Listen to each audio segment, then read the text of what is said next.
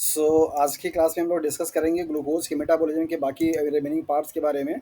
और जैसा कि प्रीवियस वीडियो में आप लोगों को पढ़ाया था, दैट इज़ द ग्लूकोनियोजेनेसिस के बारे में। नेक्स्ट आज हमारा है ग्लाइकोजन मेटाबॉलिज्म के को लेकर के। ग्लाइकोजन, जैसा कि आप लोग जानते हैं कि बेसिकली ये एनिमल्स में स्टोर्ड फूड मटेरियल का काम करता है। एक्स्ट्रा अमाउंट ऑफ जो ग्लूकोज मॉलिक्यूल्स होते हैं वो सेल्स में जाकर क्या होते हैं, स्टोर हो जाते हैं ग्रेन्यूल्स के फॉर्म में। ग्लाइकोजन ग्रेन्यूल्स बोला जाता है उनको। और ये जो ग्लाइकोजन के मॉलिक्यूल्स होते हैं प्राइमरी आपके लिवर में और मसल सेल्स में, दोनों में क्या होते हैं, स्टोर होते हैं। जब कभी भी हमारी बॉडी में ग्लूकोज का जो इनपुट है, मीन्स इनटेक है, अगर वो कम हो जाता है, आप स्टारवेशन कंडीशंस में होते हैं, फास्टिंग कंडीशंस में होते हैं, सो एट दैट टाइम ये ग्लाइकोजन मॉलिक्यूल्स क्या होता है, ब्रेक डाउन होकर के ग्लूकोज का फॉर्मेशन करता है। और वो ग्लूकोज का मॉलिक्यूल फर्दर आपके बॉडी के लिए के एनर्जी के लिए एज अ फ्यूल का क्या करेगा, काम करता है। तो ग्लाइकोजन मेटाबॉलिज्म हम लोग यहाँ पे पढ़ेंगे कि किस तरीके से ग्लाइकोजन मॉलिक्यूल्स का मेटाबॉलिज्म हो रहा है। तो इसके ग्लाइकोजन मेटाबॉलिज्म में पहला है दैट इज द ग्लाइकोजेनेसिस, जिसका मीनिंग हो जाता है ग्लाइकोजन का सिंथेसिस होना। ग्लाइकोजेनेसिस का लिटरली मीन क्या है, दैट मीन्स ग्लाइकोजन, और नेसिस का मतलब होता है सिंथेसिस। सो ग्लूकोज के मॉलिक्यूल्स का मिल करके, ढेर सारे ग्लूकोज के मायोटीज को मिल करके एक कॉम्प्लेक्स लार्ज पॉलीसेकेराइड ग्लाइकोजन के सिंथेसिस की प्रोसेस को ग्लाइकोजेनेसिस के नाम से जाना जाता है। तो इसके बारे में ब्रीफिंग मैंने स्टार्टिंग में ही कर दिया था। तो synthesis of glycogen from glucose. Glucose molecules आपका क्या है, यहाँ पे मोनोमर है, ग्लाइकोजन आपका क्या है, पॉलीमर होता है। तो ग्लूकोज से ग्लाइकोजन की सिंथेसिस की प्रोसेस को ग्लाइकोजेनेसिस के नाम से जानते हैं। Glucose 6 phosphate is the precursor of glycogen synthesis. ये सवाल आपसे पार्ट बी में CSIR में पूछा जा चुका है कि ग्लाइकोजन सिंथेसिस के लिए कौन सा मॉलिक्यूल एज प्रिकर्सर का काम करेगा। तो सबसे फर्स्ट ऑफ ऑल जो ग्लूकोज होगा उसका ग्लूकोज 6 फॉस्फेट में कन्वर्जन होता है, और ग्लूकोज 6 फॉस्फेट आपका फिर कन्वर्ट होगा ग्लूकोज 1 फॉस्फेट में, तब जाकर के ये सिंथेसिस वाला काम होता है। ग्लूकोज 6 फॉस्फेट आपका क्या होगा, प्रिकर्सर होगा ग्लाइकोजन के सिंथेसिस के लिए। और एनिमल सेल्स में ग्लाइकोजन की सिंथेसिस के लिए जो साइट होगा वो क्या होगा, आपका मसल्स होगा और लीवर होगा। ये दो ऐसे आपके पार्ट हैं बॉडी के जहाँ पे ग्लाइकोजन का क्या होता है, स्टोरेज होता है, और यहीं से आपका ग्लाइकोजन ब्रेक डाउन होकर के ग्लूकोज को भी बनाने का काम करता है। तो अभी फिलहाल हम लोग ग्लाइकोजन के सिंथेसिस की बात कर रहे हैं। तो ग्लाइकोजन सिंथेसिस के लिए आपका जो पार्ट है बॉडी का, that is the muscles and liver, these are the sites for the glycogenesis के लिए। एंड यहाँ पर आपको दिखाया जा रहा है कि किस तरीके से ग्लूकोज का मॉलिक्यूल जो कि 6 फॉस्फेट बनाया हुआ है, उसका कन्वर्जन होता है ग्लूकोज 1 फॉस्फेट में। अक्सर एक्चुअली देखा जाए तो सबसे फर्स्ट ऑफ ऑल यहाँ पे क्या होगा, ग्लूकोज का मॉलिक्यूल होगा, और ये ग्लूकोज का मॉलिक्यूल कन्वर्ट किस में होगा, आपका दैट इज ग्लूकोज 6 फॉस्फेट में। और ये ग्लूकोज 6 फॉस्फेट फिर से आपको कन्वर्ट किस में हो जाएगा, ग्लूकोज 1 फॉस्फेट में। ये वाला जो मॉलिक्यूल होता है एक्चुअली यहाँ पे आइसोमराइजेशन होता है ग्लूकोज 6 से 1 पे, और यहाँ पे फॉस्फोग्लूकोम्यूटेज एंजाइम काम करता है। ये एंजाइम के प्रेजेंस में यहाँ पे फॉस्फेट ग्रुप का जो है वो ट्रांसलोकेशंस होता है वन प्लेस से अनदर प्लेस पे। यहाँ पे आपका 6 कार्बन के पास फॉस्फेट ग्रुप है, और यहाँ पे आपका फर्स्ट कार्बन के पास में है। अब ये जो एक्चुअली ग्लूकोज 1 फॉस्फेट, जिसको कि आप G1P के नाम से भी जानते हैं, ये G1P आपका एक्चुअली क्या करेगा, ग्लाइकोजन के सिंथेसिस में पार्टिसिपेट करता है। तो कभी कभी आपको फंसाने के लिए पूछ देता है कि एक्चुअल जो साइकिल में एंटर करेगा जब सबस्ट्रेट के फॉर्म में ग्लाइकोजन के सिंथेसिस में, वो क्या होगा, ग्लूकोज 6 फॉस्फेट होगा या ग्लूकोज 1 फॉस्फेट होगा।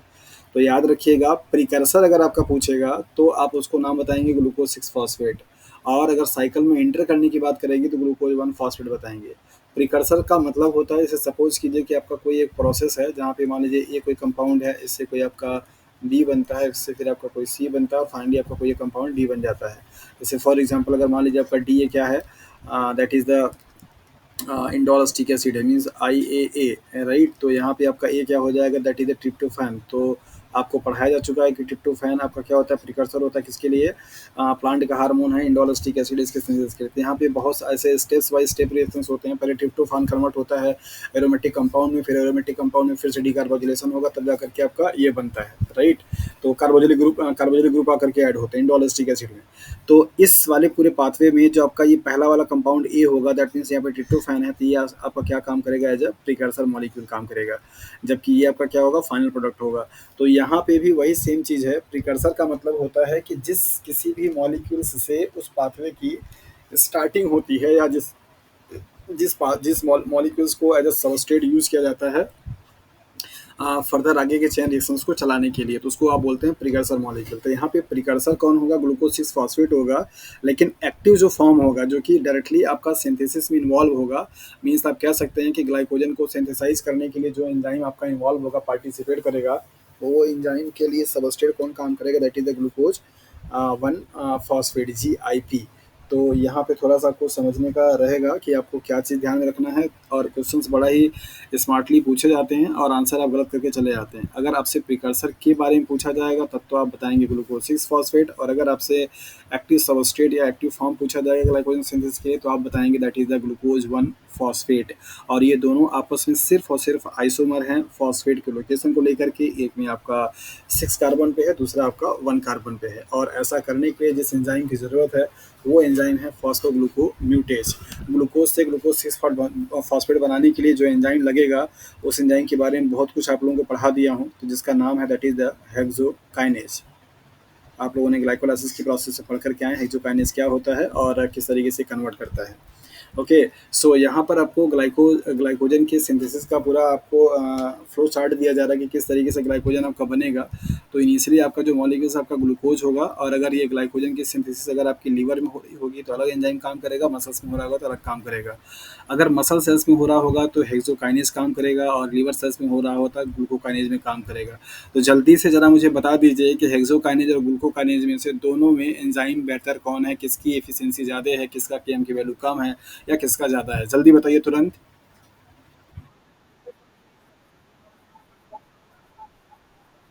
Very good.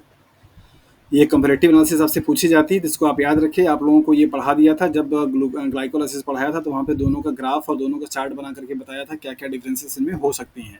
सो मसल्स के लिए प्राइमरी जो एंजाइम काम करेगा दैट इज हेक्सोकाइनेज करेगा, और लिवर के लिए अगर आपका सिंथेसिस हो रहा होगा ग्लाइकोजन का तो वहाँ पे ग्लूकोकाइनेज काम करेगा। और इन दोनों ही एंजाइम के लिए, ये दोनों एंजाइम बेसिकली आपस में क्या है, that is the iso enzyme के नाम से भी जाने जाते हैं। तो आइसो एंजाइम की फीचर्स के बारे में बहुत अच्छे तरीके से आपको बताया था कि क्या क्या चीज़ इनकी सिमिलर होती है और क्या चीज़ इनका डिफरेंस होता है।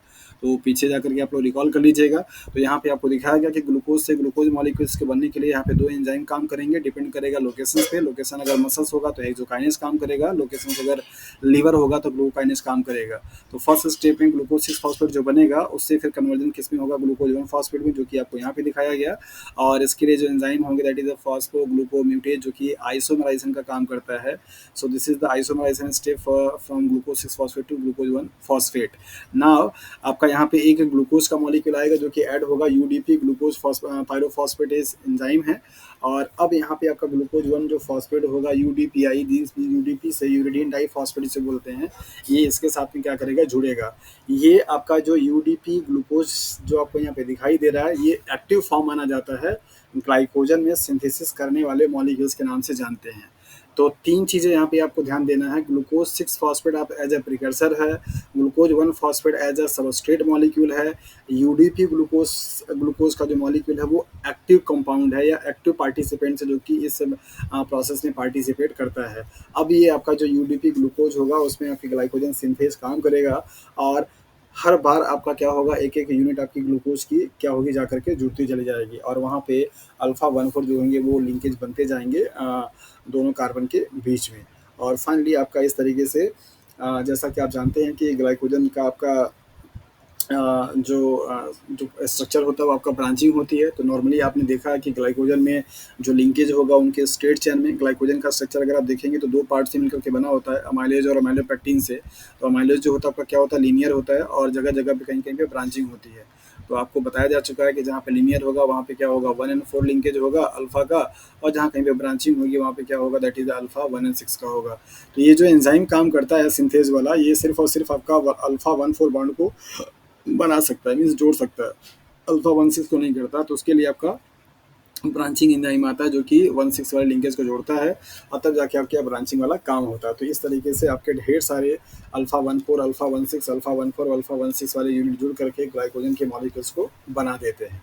तो ग्लाइकोजन की सिंथेसिस के लिए ज़रूरी क्या है, दैट इज सबस्ट्रेट के रूप में ग्लूकोज है, और एक ग्लूकोज के मॉलिक्यूल्स का कन्वर्जन होता है फर्दर ग्लूकोज 6 फॉस्फेट में, फिर ग्लूकोज 1 फॉस्फेट में, फिर यूडीपी ग्लूकोज में, देन जाकर के आपका अल्फा 1,4 का ग्लाइकोसाइल यूनिट होता है, और वहाँ पे फिर ब्रांचिंग होती है जहाँ पे 1,6 बॉन्ड जो है वो ऐड किए जाते हैं। तो नॉर्मल अमाइलेज को सिंथेसाइज करने के लिए आपका ग्लाइकोजन सिंथेज काम करता है, और एमाइलोपेक्टिन की चेन को बना करके दोनों को जोड़ने के लिए, मान लीजिए अगर आपका ये एमाइलोपेक्टिन है और ये आपका एमाइलेज है, तो दोनों को जोड़ने के लिए यहाँ पे ब्रांचिंग की जरूरत पड़ती है, यहाँ पे लिंकेज 1 and 6 होता है। तो ये 1 and 6 लिंकेज को क्रिएट करने के लिए आपका ब्रांचिंग एंजाइम आता है।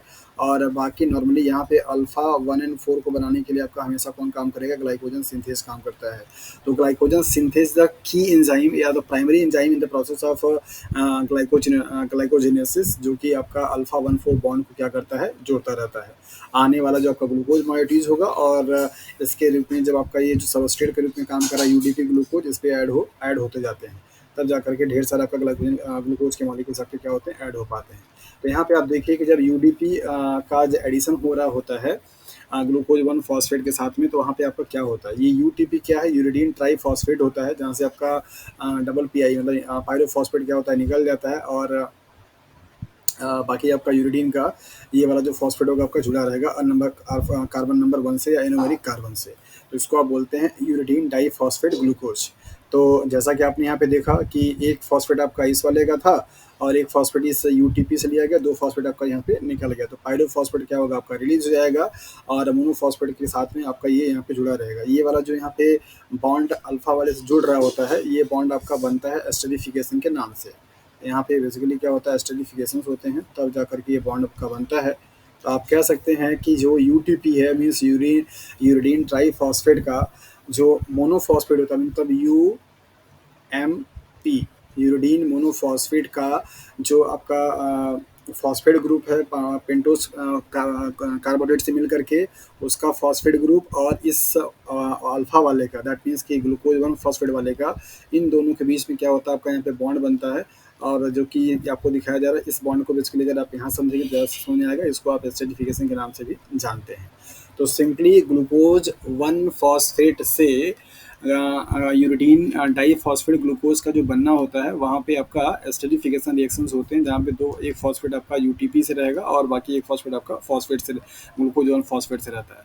तो ये जो यूरिडीन डाईफॉस्फेट ग्लूकोज है, वो एक्चुअल में एक्टिव फॉर्म होता है, जिसको आप ग्लाइकोसाइल के नाम से भी जानते हैं। और यही आकर चल चल करके आपका ढेर सारे ऐसे मोनोमर यूनिट आते रहते हैं ग्लूकोज के, और यहाँ पे 1,4 लिंकेज क्या होती है, होती रहती है। अब जैसे ये वाला आपको साइड दिखाई दे रहा है 4 वाला, अब अगला कोई ग्लूकोज का मॉलिक्यूल आएगा, तो उसका ये फर्स्ट कार्बन और इसका ये फोर्थ कार्बन आपस में क्या करेंगे, रिएक्ट करेंगे, तो यहाँ पे क्या बनेगा, अल्फा 1 and 4 लिंकेज बन जाता है। इसी को आप बोलते हैं दैट इज द ग्लाइकोजन का सिंथेसिस होना। कई सारे मायोटीज ग्लूकोज मॉलिक्यूल्स के आते रहेंगे, ऐसा होता रहेगा, बनता रहेगा, जहाँ कहीं पे ब्रांचिंग करनी होगी वहाँ पे आपका ब्रांचिंग वाला एंजाइम आ जाएगा। तो ये जो यहाँ पे अल्फा 1 and 4 बॉन्ड बन रहा है, उसको बनाने के लिए जिस एंजाइम की रिक्वायरमेंट है, वो एंजाइम क्या है, that is the glycogen synthase है। क्या है, ग्लाइकोजन सिंथेज। तो कैसे काम करता है ग्लाइकोजन सिंथेज, यूडीपी मॉलिक्यूल्स पे जो आपका यूडीपी ग्लूकोज है, उसमें आपका ग्लाइकोजन एन रेसिड्यूज दिखाया जा रहा है, मतलब पहले से ही मान लीजिए ग्लाइकोजन बना हुआ है, जहाँ पे नंबर ऑफ रेसिड्यूज एन है। तो जब आपका ये यूडीपी ग्लूकोज से ऐड होगा, तो वहाँ पे आपको n+1 हो जाएगा, मतलब एक ग्लूकोज का मॉलिक्यूल सबका और ऐड हो जाता है। तो सवाल आपसे पूछा जाता है कि ग्लाइकोजन सिंथेसिस में ग्लूकोज का या ग्लूकोज रेसिड्यूज का डोनर कौन होता है, the donor of glucose residues in glycogenesis pathway. तो आपको वहाँ पे ध्यान देना होगा कि ये यूरिडीन डाईफॉस्फेट जो ग्लूकोज है, जिसको आप यूडीपी ग्लूकोज के नाम से जानते हैं, ये यही वाला जो ग्लूकोज होता है वो ट्रांसफर होता है आपके ग्लाइकोजन के चेन में। देखिए आप यहाँ पे यूडीपी के साथ में बॉन्ड बनाया हुआ था ग्लूकोज, जबकि और यहाँ पे क्या था, सिर्फ एन था, जबकि अब यहाँ पे यूडीपी आपका फ्री हो गया, ये ग्लूकोज आपका जाकर के यहाँ पे ऐड हो गया। तो ग्लाइकोजन में जितना भी नंबर ऑफ ग्लूकोज थे, उसमें से एक रेसिड्यूज क्या हो गया, प्लस हो गया है। तो एक्चुअल में जो ग्लाइकोजन के सिंथेसिस में ग्लूकोज के मॉलिक्यूल्स का जो डोनर है वो कौन है, that is the UDP glucose. तो यहाँ से 3 बातें आपको निकल करके आती हैं इंपॉर्टेंटली। नंबर पहला, glucose 6 phosphate act as precursor, जो कि आपको ध्यान देना है। नंबर दूसरा, glucose 1 phosphate is the entry molecule, जो कि पाथवे में क्या करता है, काम करता है, या सबस्ट्रेट मॉलिक्यूल के नाम से भी आप क्या बोल सकते हैं। इसके बाद आपको यहाँ पे दिया जा रहा है कि यूडीपी ग्लूकोज क्या है, डोनर ऑफ ग्लूकोज।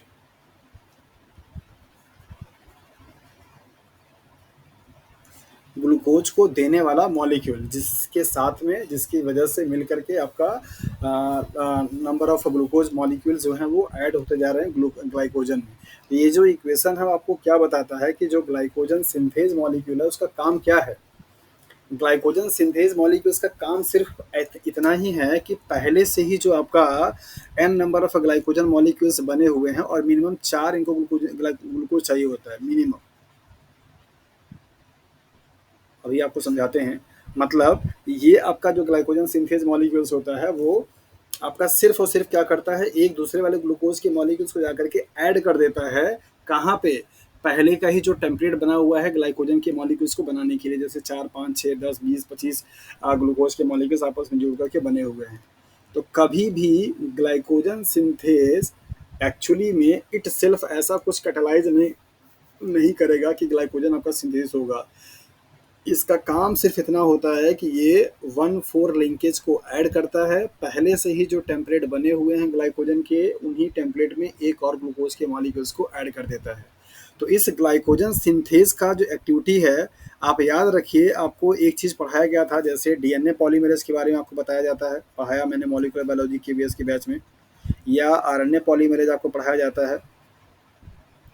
इन सब के लिए आपको क्या बताया जाता है कि ये सब ऐसे मॉलिक्यूल्स होते हैं जिन मॉलिक्यूल्स के पास क्या एक्टिविटी होती है कि ये न्यूक्लियोटाइड को सिर्फ ऐड करते हैं, पॉलीमराइज करते हैं। इनके पास ऐसा एक्टिविटी नहीं होता कि ये इटसेल्फ कुछ कोई चीज़ बना सके। इनको काम करने के लिए क्या चाहिए होता है, प्राइमर की रिक्वायरमेंट होती है। तो आपने पढ़ा कि जब डीएनए मॉलिक्यूल्स किसी स्ट्रैंड पे इसका कॉम्प्लीमेंट्री बनाना होता है तो उसको यहाँ पे 3 प्राइम पे या 5 मतलब 3 प्राइम टू 5 प्राइम पे एक शॉर्ट न्यूक्लियोटाइड चाहिए होता है, इसको बोलते हैं हम लोग प्राइमर, बोलते हैं ना। जब तक ये प्राइमर नहीं रहेगा तब तक आपका डीएनए पॉलीमरेज इस चेन का कॉम्प्लीमेंट्री नहीं बना सकेगा। ये आप लोगों ने मॉलिक्यूलर बायोलॉजी में पढ़ा हुआ है। सिमिलरली ग्लाइकोजन सिंथेज भी बेसिकली आपका एक ऐसा मॉलिक्यूल है जो कि ग्लाइकोजन के टेम्पलेट में एक ग्लूकोज के मॉलिक्यूल से कॉन्जुगेटली क्या करता है, ऐड करता है बाय फॉर्मिंग द 1,4 लिंकेज। इसके पास एक्टिविटी वो नहीं है कि इटसेल्फ ये सिंथेसाइज कर सके। That means what, glycogen synthase also require a primer. So glycogen की सिंथेसिस में भी जो प्राइम रोल प्ले करता है ग्लाइकोजन सिंथेज, उस सिंथेज को भी काम करने के लिए ग्लाइकोजन को बनाने के लिए एक प्राइमर की रिक्वायरमेंट होती है। और प्राइमर कौन है, क्या उसका नाम है, अभी हम लोग यहाँ पे देखेंगे। क्या ये बात सबको समझ में आई कि ग्लाइकोजन सिंथेज डीएनए पॉलीमरेज के जैसा ही कुछ सिमिलर एक्टिविटी को परफॉर्म करता है? ओके। तो जिस तरीके से आपका डीएनए पॉलीमरेज का काम सिर्फ होता है कि आपका जो भी न्यूक्लियोटाइड होता है उसको ले जा करके ऐड कर देना, उसको टेम्पलेट चाहिए होता है, उसको प्राइमर चाहिए होता है, वैसे ही इसको भी प्राइमर की क्या होती है, रिक्वायरमेंट होती है। सो नेक्स्ट आपको यहाँ पे देखिए न्यू ग्लाइकोसिल यूनिट, ये वाली जो यूनिट है आपकी, जिसको आपने यूडीपी ग्लूकोज का नाम दिया हुआ है, ये वाली, इसको आप ग्लाइकोसिल यूनिट के नाम से भी जानते हैं। ये आपका एक्टिव फॉर्म है, यही आपका नेक्स्ट क्या करेगा, ग्लूकोज को ट्रांसफर करने का काम करता है। Are added to the non reducing end of glycogen, ये पार्ट बड़ा इंपॉर्टेंट है।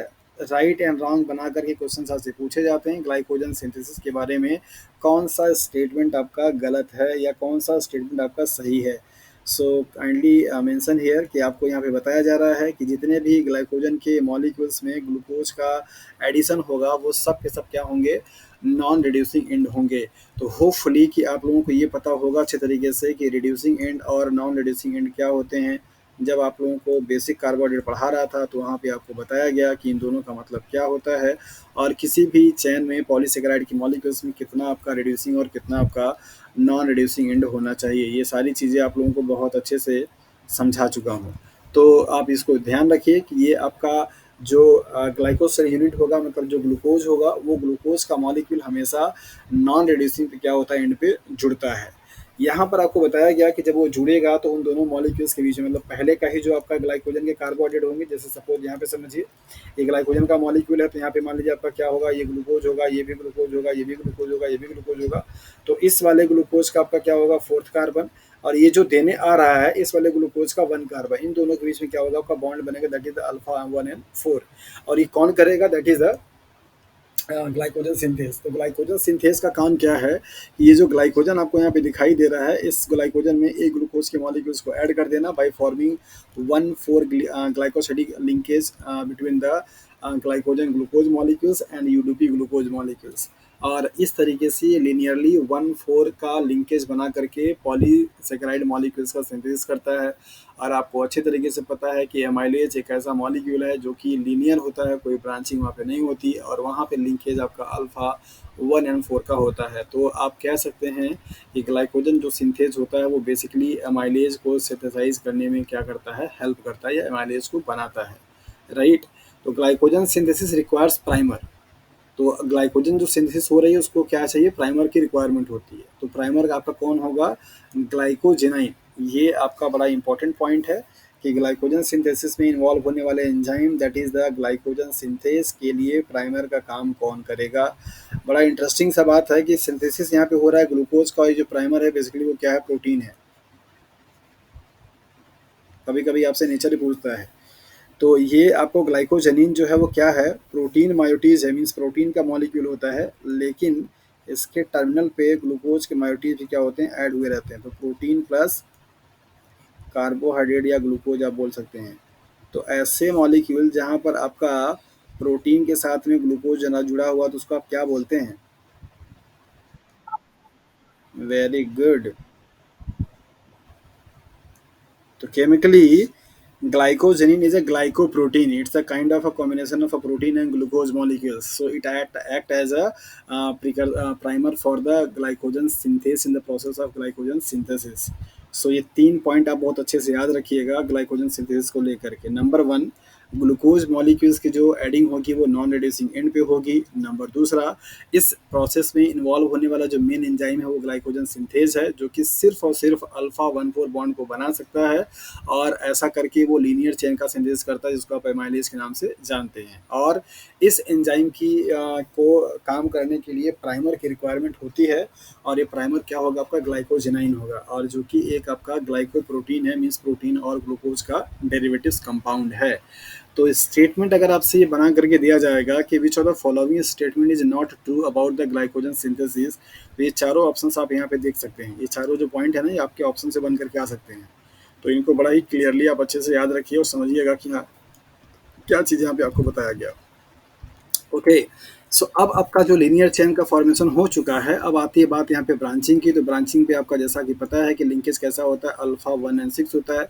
यहाँ पे आपका जो लीनियर था, यहाँ पे वो अल्फा 1 एंड 4 होता है। तो ग्लाइकोजन जो सिंथेज है वो सिर्फ और सिर्फ अल्फा 1 एंड 4 बॉन्ड बना सकता है। तो सवाल यहाँ पे आता है कि अल्फा 1 एंड 6 बॉन्ड कौन बनाएगा, तो उसको हम ब्रांचिंग एंजाइम के नाम से जानते हैं, और उस ब्रांचिंग एंजाइम का काम यही होता है कि वो 1 एंड 6 बॉन्ड को बनाता है। तो ब्रांचिंग एंजाइम के नाम से जाने जाने वाले एंजाइम को हम क्या बोलते हैं, अमाइलो। क्या बोलते हैं, अमाइलो 14-16 ट्रांस ग्लाइकोसाइलेज। ये आपका एंजाइम का नाम है जिस जो कि आता है, और जहाँ पे ब्रांचिंग होने वाली है वहाँ पे 1,6 भी बना सकता है, और ब्रांचिंग के बाद कंटिन्यू करने के लिए 1,4 भी बॉन्ड वो बना सकता है। सो इस तरीके से आपका जो ग्लाइकोजन मॉलिक्यूल्स होता है, जो कि दो मॉलिक्यूल से मिलकर के बने हुए हैं, that is the amylopectin and amylose, जिसमें से अमाइलोज आपका क्या होता है, that is the linear, amylopectin क्या होते हैं आपके ब्रांचिंग पॉइंट। तो आपको पता है कि जहाँ जहाँ पे ब्रांचिंग होगी वहाँ वहाँ पे वो अल्फा 1 एंड 6 लिंकेज होता है, और ये लिंकेज को क्रिएट करने के लिए, मतलब ब्रांचिंग को क्रिएट करने के लिए ब्रांचिंग एंजाइम के नाम से जाना जाता है, अमाइलो 14-16 ट्रांस ग्लाइकोसाइलेज एंजाइम। ये इंपॉर्टेंट है, ब्रांचिंग एंजाइम के नाम से जाना जाता है कि ब्रांचिंग एंजाइम कौन है। या आपसे पूछ सकता है ग्लाइकोजन सिंथेसिस में अल्फा 1 एंड 6 बॉन्ड को बनाने के लिए या लिंकेज को क्रिएट करने के लिए कौन से एंजाइम की रिक्वायरमेंट होती है, तो आप इसको याद रखिएगा। सवाल यहाँ पे बनता है, वैसे आपको आंसर सामने दिख रहा है कि ब्रांचिंग होने का फ़ायदा क्या है। इतना ज़्यादा जो ग्लाइकोजन में ब्रांचिंग होती है मोर फ्रिक्वेंटली, हर 25 से 30 यूनिट के बाद आपका ब्रांचिंग हो जाता है। तो उसका ब्रांचिंग होने के पीछे का रीज़न क्या है, तो आपको यहाँ पे बताया जा रहा है कि जैसे जैसे ब्रांचिंग बढ़ती है वैसे वैसे ग्लाइकोजन की सॉल्युबिलिटी भी क्या होती है, बढ़ती जाती है, और सॉल्युबिलिटी आपकी बढ़ेगी तो अच्छी बात है। तो आप यहाँ पे देख पा रहे थे कि ब्रांचिंग का क्या कॉन्सेप्ट है, कौन सा एंजाइम यहाँ पे पार्टिसिपेट करेगा।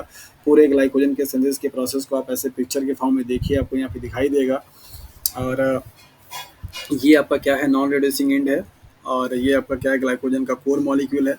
और यहाँ पे आपको ये ब्रांचिंग दिखाया जा रहा है। तो आपका ये जो कोर मॉलिक्यूल का मतलब ये हुआ कि यहाँ पे 1, 2, 3, 4, जैसा कि मैं पहले आपको बता रहा था कि 4 यूनिट की रिक्वायरमेंट होती है, तो ये रहता है। इसके बाद ये कंजुगेटिव आपके सारे जितने यहाँ पे बॉन्ड दिखाई दे रहे हैं क्या है, सब अल्फा 1 एंड 4 है। क्या है? Alpha and 1 and 4। और ये सारा का सारा बॉन्ड बनाने के लिए जो एंजाइम आएगा कौन सा आएगा? Glycogen synthase. ये एंजाइम क्या करेगा? यहाँ पे काम करेगा। और ये जो स्ट्रक्चर आपको दिखाई दे रहा है इसको आप सिंपली एक नाम दे सकते हैं, दैट इज द अमाइलेज के नाम से बोल सकते हैं, क्योंकि ये क्या है आपका लीनियर होता है। जहाँ कहीं पे भी ब्रांचिंग वाली काम आएगी, जहाँ पे ब्रांचिंग आपको बनाना होगा, जहाँ पे लिंकेज क्या होगा आपका अल्फा 1 एंड 6 होगा, उसका ब्रांच पॉइंट बोलते हैं। उस ब्रांचिंग के लिए जो एंजाइम आपका आता है वो क्या है? That is the 14-16 trans glycosylase. Trans glycosylase यहाँ पे लगा दीजिएगा अमाइलो। ये एंजाइम काम करेगा। अब जाकर के यहाँ पे ब्रांचिंग बन जाएगी, तो आपका इस तरीके से होगा। तो ये पॉइंट आपको क्या ध्यान रखना है कि नॉन रिड्यूसिंग एंड पे ही ग्लूकोज मॉलिक्यूल्स का क्या होगा? एडिंग होगा, इंक्रीमेंट होगा। ब्रांचिंग पॉइंट पे अमाइलो 1416 ट्रांस ग्लाइकोसाइलेज एंजाइम आएगा। नॉर्मली बाकी सारा जहाँ पे आपको ब्रांचिंग दिखाई दे रही है ये सब आपके अल्फा 1 4 है। अल्फा 1 4 को बनाने के लिए ग्लाइकोजन सिंथेज एंजाइम क्या करेगा? काम करेगा। सो this is all about the glycogen synthesis, that is the glycogenesis के बारे में। तो ग्लाइकोजेनेसिस के बारे में आपको क्या क्या चीज़ें इंपॉर्टेंट याद रखनी है, कुछ नंबरिंग कर लीजिए फटाफट। जैसे फर्स्ट ऑफ ऑल कि आपके बॉडी में दो ऐसे पार्ट है जहाँ पे ग्लाइकोजन का सिंथेसिस हो सकता है, लीवर एंड मसल सेल्स। और इस ग्लाइकोजन को सिंथेसाइज करने के लिए आपका क्या चाहिए होगा? ग्लूकोज। ग्लूकोज से 6 फॉस्फेट बनेगा, फिर ग्लूकोज 6 फॉस्फेट से ग्लूकोज 1 फॉस्फेट बनेगा, जो कि एक्टिव मॉलिक्यूल्स माना जाता है। अब वो G1P मीन्स ग्लूकोज 1 फॉस्फेट जो होगा रिएक्शन करेगा यूटीपी से, तो बनाएगा क्या? यूडीपी, ग्लाइकोसाइल या ग्लूकोज का मॉलिक्यूल बनाएगा, जो कि ग्लूकोज का डोनर होता है ग्लाइकोजन के सिंथेसिस में। अब वो आपका यूडीपी ग्लूकोज जो होता है वो उसका जो ग्लूकोज है वो ट्रांसफर हो जाता है with the help of glycogen synthase के मॉलिक्यूल से, जो कि पहले से ही आपके 4 कार्बन के कंपाउंड 4 शुगर के मॉलिक्यूल से जुड़ करके बना हुआ रहता है। तो इस तरीके से ग्लाइकोजन के बेस वाले पर आपका नॉन रिड्यूसिंग एंड पे हमेशा ग्लूकोज के मॉलिक्यूल जाकर क्या होते हैं? ऐड होते रहते हैं। ऐसा कराने के लिए एंजाइम जो आता है that is the glycogen synthase, और जो मॉलिक्यूल्स ग्लूकोज को ट्रांसफर करेगा उसका नाम है यूडीपी ग्लूकोज। और वहाँ पे बॉन्ड जो बनेगा अल्फा 1 एंड 4 बॉन्ड बनेगा। ब्रांचिंग करने के लिए ब्रांचिंग वाला एंजाइम आता है जिसका नाम है अमाइलो 1416 आपका ट्रांस ग्लाइकोसाइलेज, जो कि आपको ब्रांच का काम करता है। तो इस तरीके से आपने देखा कि कैसा ग्लाइकोजन का सिंथेसिस होता है लिवर एंड मसल सेल्स में। लिवर में अगर होगा तो वहाँ पे अलग एंजाइम आएगा, और आपका मसल सेल्स में होगा तो आपका अलग आएगा। तो मसल सेल्स के लिए हेक्सोकाइनेज है, और लिवर के लिए आपका ग्लूकोकाइनेज है। तो ये सारी चीज़ें आपको अपनी एक कॉपी पे एक पेज पे लिख लेना है कि क्या क्या चीज़ें इंपॉर्टेंट है। ओके, तो यहाँ पे आप समरी देख सकते हैं कि ग्लाइकोजन सिंथेसिस का क्या क्या पूरा समरी है। तो आपको पूरा ब्रीफ करके दिखाया जा रहा है कि ग्लूकोज के मॉलिक्यूल्स का जब आपका क्या होगा कन्वर्जन होगा ग्लूकोज 6 फॉस्फेट में, तो आपका यहाँ पे 1 एटीपी खर्च हो जाएगी। एंजाइम क्या लगेगा? हेक्सोकाइनेज लगेगा। और ग्लूकोज 6 फॉस्फेट से ग्लूकोज 1 फॉस्फेट आएगा, यहाँ पे आपका ये एंजाइम काम करेगा। इसके बाद आपका यहाँ पे यूटीपी इन्वॉल्व होगा, जो कि डबल 2 PI के फॉर्म में निकल जाएगा। बाकी आपका यूडीपी ग्लूकोज बनेगा। और फिर इसके बाद ग्लाइकोजन सिंथेज आएगा, जो कि ग्लाइकोजन के मॉलिक्यूल ग्लूकोज के मॉलिक्यूल्स को ऐड करता हुआ चला जाएगा। बॉन्ड के बारे में भी आपसे कभी कोई सवाल पूछा जाता है कि हाँ कौन सा बॉन्ड यहाँ पे बन सकता है, क्या लिंकेज आपका होता है, इस तरीके से प्रॉब्लम सवाल आपसे पूछे जाते हैं। तो होपफुली कि आपका ग्लाइकोजन के इस मेटाबॉलिज्म के प्रोसेस में मीन्स ग्लाइकोजेनेसिस के प्रोसेस में आपको कहीं पे कोई दिक्कत नहीं होनी चाहिए, अच्छे से आपको समझ में आ गया होगा। नेक्स्ट हम लोग मूव करेंगे नेक्स्ट प्रोसेस के लिए, that is the glycogenolysis means glycogen का ब्रेकडाउन होना। आज दोपहर में जो आप लोगों को लेक्चर दिया था रिकॉर्ड करके, उसमें हमने पढ़ा था ग्लूकोनियोजेनेसिस, जहाँ पे ग्लूकोज का सिंथेसिस हुआ था अदर देन कार्बोहाइड्रेट के मॉलिक्यूल से, जैसे लाइक एज ऑर्गेनिक एसिड से, अमाइनो एसिड से, या फिर बाकी पायरुवेट से, स्टाइल कोएंजाइम इससे, इस तरीके से। तो ये सारे आपके ग्लूकोज के ही मेटाबॉलिज्म के पार्ट हैं अलग अलग तरीके का। तो यहाँ पे हम लोग अब देखेंगे जिनोलाइसिस। तो यहाँ पे आप ग्लाइकोजिनोलाइसिस, तो ग्लाइकोजन का लाइसिस हो रहा है मीन्स ब्रेक डाउन हो रहा है। तो अब क्या होगा? अभी तक आपने क्या देखा कि ग्लाइकोजन की सिंथेसिस हुई है किससे? ग्लूकोज के मॉलिक्यूल से। अब आप देखेंगे कि ग्लाइकोजन का ब्रेकडाउन होगा और ग्लूकोज की क्या होगी? सिंथेसिस होगी। तो synthesis of a glucose from glycogen is known as the glycogenolysis. Okay, तो synthesis of glucose from glycogen. Okay, so इस केस में क्या होगा कि terminal glucose residues remove as glucose 1 phosphate from non reducing end. यहाँ पे भी glycogen से का जो मॉलिक्यूल होगा उस मॉलिक्यूल में नॉन रिड्यूसिंग एंड पे जो आपका ग्लूकोज होगा उस ग्लूकोज को रिमूव किया जाता है एज अ ग्लूकोज 1 फॉस्फेट के फॉर्म में। तो जितना कार्बन आपका कम होगा, मतलब जितना ग्लूकोज का मायोटीज आपका कम होगा, वो हमेशा ग्लूकोज 1 फॉस्फेट के फॉर्म में निकलता है। ये भी क्वेश्चन आपसे बना हुआ है कि ग्लाइकोजेनोलाइसिस के केस में जब आपका ग्लूकोज का मॉलिक्यूल रिमूव होता है तो उसका फॉर्म क्या होता है। Glucose molecules remove as in the process of glycogenolysis is, किस फॉर्म में निकलता है, ग्लूकोज 6 फॉस्फेट में, ग्लूकोज 1 फॉस्फेट में, ग्लूकोज में, या यूडीपी ग्लूकोज में। ये चारों ही फॉर्म आपने साइकिल में पढ़े हैं, तो आपको बड़ा कन्फ्यूजन क्रिएट कर देता है।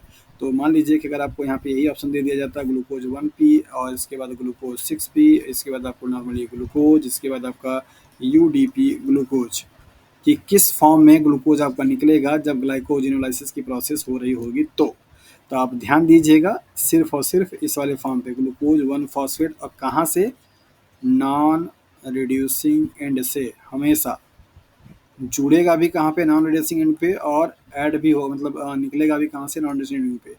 वही वाला जो एंड है आपका, वो हमेशा रिएक्शन से पार्टिसिपेट कर रहा है, सिंथेसाइज करने के लिए भी और डिग्रेडेशन के लिए भी। तो इस चीज़ को हमेशा अच्छे से याद रखिएगा। ओके, सो ये जो रिएक्शंस है जहाँ पे आपका जो ग्लाइकोजन के मॉलिक्यूल्स हैं, उन ग्लाइकोजन के मॉलिक्यूल से ग्लूकोज मॉलिक्यूल्स का जो रिमूवल हो रहा है, उस रिएक्शन को कैटालाइज करने के लिए एक एंजाइम है जिसका नाम है ग्लाइकोजन फॉस्फोराइलेज। तो जल्दी से इन दोनों को अपना कंपैरेटिव कर लीजिएगा। वहाँ पे ग्लाइकोजन सिंथेज था और यहाँ पे ग्लाइकोजन फॉस्फोराइलेज है। याद रखने के लिए आपको क्लू बता देता हूँ। ऐसा आप समझिए कि ग्लाइकोजन के मॉलिक्यूल्स का जब ब्रेक डाउन हो रहा है तो वहाँ पे आपको बन क्या रहा है, that is the glucose 1 phosphate. ये फॉस्फेट जो है वो क्या है, कब बनेगा, जब आपका फॉस्फोराइलेशन की प्रोसेस होगी। तो फॉस्फोराइलेशन की प्रोसेस को करने के लिए एंजाइम कौन सा चाहिए, फॉस्फोराइलेज चाहिए। क्या चाहिए, फॉस्फोराइलेज चाहिए। तो इस तरीके से आप इसको ट्रिक भी बना सकते हैं कि जब कभी भी ग्लाइकोजन से ग्लूकोज के मॉलिक्यूल का सिंथेसिस होगा तो वहाँ पे आपका ग्लूकोज 1 फॉस्फेट मॉलिक्यूल का क्या होता है, सिंथेसिस होती है। तो उसको फॉस्फोराइलेट करने के लिए एंजाइम जो चाहिए होगा, फॉस्फोराइलेज होगा। तो इसलिए वहाँ पे एंजाइम जो आएगा कौन आएगा, ग्लाइकोजन फॉस्फोराइलेज। जबकि सिंथेसिस करने के लिए ग्लाइकोजन सिंथेज आपका एंजाइम क्या करता है, काम करता है। सो प्राइम एंजाइम इन ग्लाइकोजन ब्रेकडाउन, तो जिस तरीके से ग्लाइकोजन सिंथेज वहाँ पे ग्लाइकोजन के सिंथेसिस में प्राइम एंजाइम था, वैसे ही आपका ग्लाइकोजन फॉस्फोराइलेज प्राइम एंजाइम हो जाता है ग्लाइकोजन के ब्रेकडाउन को करने के लिए। यहाँ पे भी बात वही आती है, जब तक आपका ऐसे ब्रांचिंग वाला मतलब लीनियर आपका है तब तक तो आपका ये क्या होगा, यहाँ से निकलता रहेगा निकलता रहेगा निकलता रहेगा निकलता रहेगा। लेकिन मान लीजिए आपका यहाँ पे कहीं ब्रांचिंग है, यहाँ पे अगर आएगा तो यहाँ पे समस्या हो जाएगी, क्योंकि यहाँ पे इसका जो लिंकेज है 1 एंड 6 है, और ये आपका ब्रेक क्या करेगा, 1 एंड 4 को, है ना।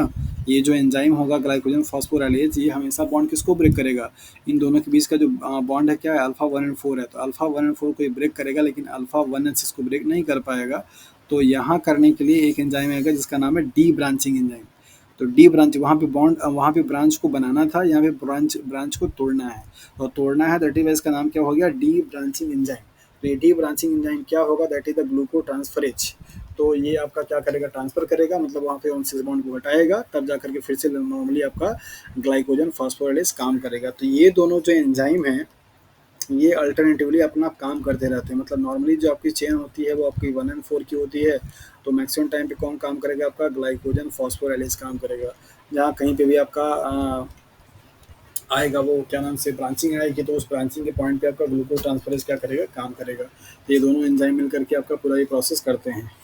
ओके, और ब्रांचिंग जब खत्म हो जाती है तो वहाँ पे सबसे लास्ट वाला जो आपका कार्बोहाइड्रेट का मॉलिक्यूल्स होगा, उसको रिमूव करने के लिए जो एंजाइम आता है, दैट इज द ग्लूकोसाइडेज। ये ग्लूकोसाइडेज एंजाइम आपके लास्ट के ग्लूकोज मॉलिक्यूल्स को रिमूव करने में क्या करता है, हेल्प करता है। अभी हम लोग फिगर देखेंगे तो आपको अच्छे से क्लियर हो जाएगा कि क्या मैं कहना चाह रहा हूँ। तो इस तरीके से अगर आप उसका इक्वेशन के फॉर्म में देखना चाहें तो जैसे आपने वहाँ पे देखा था एग्जैक्टली सेम उसका उल्टा हो जाएगा। तो यहाँ पे मान लीजिए आपका ग्लाइकोजन है जिसके पास n रेसिड्यूज है। मान लीजिए अगर इस n की वैल्यू हमने 20 रख दिया है तो यहाँ पे आपका इनऑर्गेनिक फॉस्फेट लगेगा। अब यहाँ पे क्या बनेगा आपका ग्लाइकोजन n-1। तो अगर मान लीजिए 20 था तो 20-1 रेसिड्यूज बराबर 19 मॉलिक्यूल का क्या होगा, ग्लाइकोजन मॉलिक्यूल बन जाएगा, और 1 GIP मीन्स ग्लूकोज 1 फॉस्फेट की तरीके से ये निकल जाएगा। तो तोड़ने में और ब्रेक डाउन सिंथेसिस करने में काफ़ी कुछ सिमिलरिटीज़ हैं। इन दोनों को आप देख के समझ सकते हैं। G1P आपका यहाँ पे निकल रहा है, जबकि G1P वहाँ पे आपका क्या है, लग रहा था। तो G1P आपका एक निकलेगा तो एक नंबर ऑफ ग्लूकोज के मॉलिक्यूल्स कम हो जाएंगे, जो भी ग्लाइकोजन का मॉलिक्यूल रहेगा। तो अगर 20 था तो 19 हो जाएगा। तो ग्लाइकोजन के ब्रेकडाउन का पूरा जो पिक्चोरियल फॉर्म है आप यहाँ पे देख सकते हैं। देखिए यहाँ पे क्या दिखाया जा रहा है आपको। ये जो एंड है इसको आप क्या बोलते हैं, नॉन रिड्यूसिंग एंड बोलते हैं। क्या बोलते हैं, नॉन रिड्यूसिंग एंड बोलते हैं। तो ये नॉन रिड्यूसिंग जो आपका एंड है, जो आपको दिखाया जा रहा है कि यहाँ पे नॉर्मली जो आपके लिंकेज होंगे अल्फा 1 एंड 4 होंगे। तो अल्फा 1 एंड 4 वाला लिंकेज को ब्रेक करने के लिए आपको कौन एंजाइम आएगा, ग्लाइकोजन फॉस्फोराइलेज आएगा। जहाँ कहीं पे ब्रांचिंग होगी वहाँ पे आपका क्या होगा, अल्फा 1 एंड 6 होगा। तो यहाँ के लिए एंजाइम कौन सा आएगा, दैट इज द ग्लूको ट्रांसफरेज आएगा। तो ये ग्लूको ट्रांसफरेज एंजाइम काम करेगा, ये इसको ब्रेक करेगा। तो आपको सिंपल पहले केस देखिए, यहाँ पे ग्लाइकोजन फॉस्फोराइलेज आया। तो ये क्या किया है, लगभग जहाँ ये ग्लाइकोजन फॉस्फोराइलेज हमेशा क्या काम करता है कि जहाँ कहीं पे भी ब्रांचेज होती है उस ब्रांचिंग से लगभग 4, 2, 3, 4 ग्लूकोज के मॉलिक्यूल्स पे क्या करता है, कट करता है यहाँ पे। अब देखिए यहाँ पे 1 है, 2 है, 3 है और 4 है। यहाँ पे कट करके क्या करेगा, निकाल देगा पूरा का पूरा। यहाँ पे इसने इसने क्या किया, कट लगाया, पूरा का पूरा आपका निकल गया। अब ये मॉलिक्यूल्स आपका ग्लूकोज 1 फॉस्फेट के फॉर्म में निकलता चला जाएगा। मतलब ये कट जाएंगे, ये कट जाएंगे, ये कट जाएंगे, ये कट जाएंगे, इस तरीके से। तो मतलब कहने का ये हुआ कि ग्लाइकोजन फॉस्फोराइलेज जब आपका टर्मिनल से कट लगाना शुरू करता है तो ये तब तक कट लगा सकता है जब तक कि जहाँ पे ब्रांचिंग है उसके बाद आपका 4 ग्लूकोज के मॉलिक्यूल्स रह जाते हैं। तो यहाँ पर आकर के क्या करता है, ये काम उसका काम बंद हो जाता है। अब नेक्स्ट स्टेप में क्या है, transferase activity of D branching enzyme. जो डी ब्रांचिंग एंजाइम होता है उसका ट्रांसफरेज एक्टिविटी देखिए यहाँ पे नाम भी लिख रखा है, ग्लूको ट्रांसफरेज। तो ये ट्रांसफर करने का भी क्या करता है, काम करता है। तो ट्रांसफर क्या करेगा कि ये जो आपके मॉलिक्यूल्स दिखाई दे रहे हैं, दोनों वाली मॉलिक्यूल्स, इसमें से 3 आपके जो ये दिखाई दे रहे हैं इनको क्या करता है, ट्रांसफर कर देता है यहाँ वाले पे। आपका सिर्फ एक ही बच जाता है। तो आप यहाँ पे देखिए, यहाँ पे आपको 4 दिखाई दे रहा था, आपको यहाँ पे 1 दिखाई देगा। तो ये तीनों ट्रांसफर हो गया कहाँ पे, यहाँ पे। अब आपका जब ट्रांसफर हो जाएगा तो यहाँ पे लिंकेज कौन सी बनेगी, 1 एंड 4 का बनेगा। तो 1 एंड 4 को काम करने के लिए कौन आएगा आपका, ये आएगा। ये काम आपका करता रहेगा, राइट। अब आपका ये वाला जो लिंकेज है, यहाँ पे लिंकेज कैसा है, 1 एंड 6 है। कैसा है, 1 एंड 6 है। तो इस ग्लूकोज के मॉलिक्यूल्स को ब्रेक डाउन करने के लिए आएगा आपका कौन, ग्लाइकोसाइडेज। क्या आएगा, ग्लाइकोसाइडेज, ये वाला। तो आप यहाँ पे लिख सकते हैं ग्लाइकोसाइडेज हमेशा क्या करता है, 1 एंड 6 के लिंकेज को क्या करेगा, ब्रेकआउट करता है।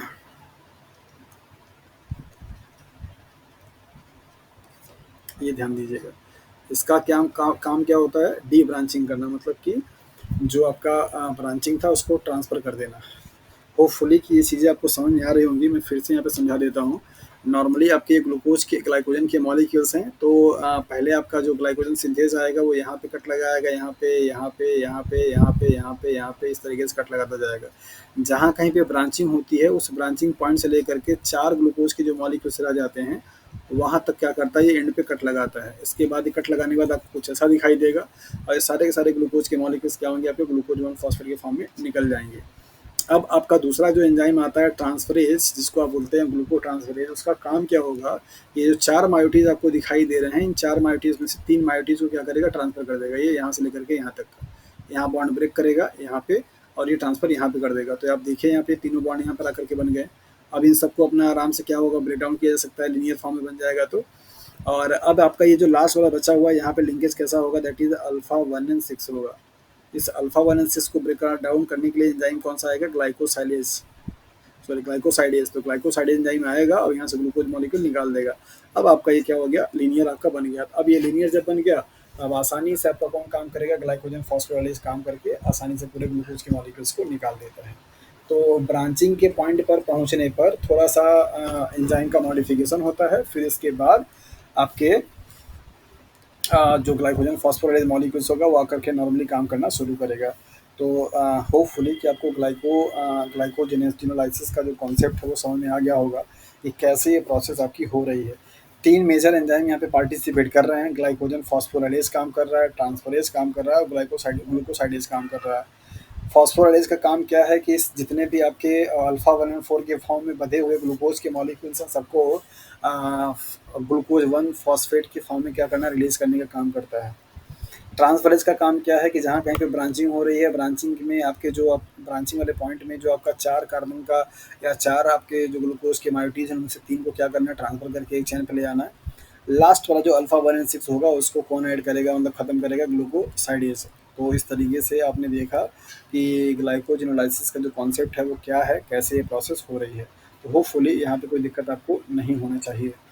तो सारी चीज़ आप लोगों ने पढ़ लिया, ग्लाइकोलाइसिस पढ़ लिया, ग्लूकोनियोजेनेसिस पढ़ लिया और ग्लाइकोजिनोलाइसिस पढ़ लिया और ग्लाइकोजेनेसिस पढ़ लिया। अब हम लोग देखते हैं कि हमारी बॉडी में पाए जाने वाले कुछ हार्मोन्स हैं जो कि ग्लूकोज के मेटाबॉलिज्म से क्या करते हैं, रिलेट करते हैं, ग्लूकागॉन, एपिनेफ्रिन और इंसुलिन। तो जैसा कि आप जानते हैं कि इंसुलिन और ग्लूकागॉन एक दूसरे के क्या होते हैं, एंटागोनिस्टिक होती हैं। एपिनेफ्रिन जो कि एड्रेनल ग्लैंड से निकाली जाती है और ये इमरजेंसी हार्मोन्स के नाम से भी जाना जाता है। इंसुलिन और ग्लूकागॉन बेसिकली आपके क्या हैं, पेंक्रियाज से निकलने वाले अल्फा और बीटा सेल्स से हार्मोन्स होते हैं। इंसुलिन आपका हार्मोन्स भी है और क्या है।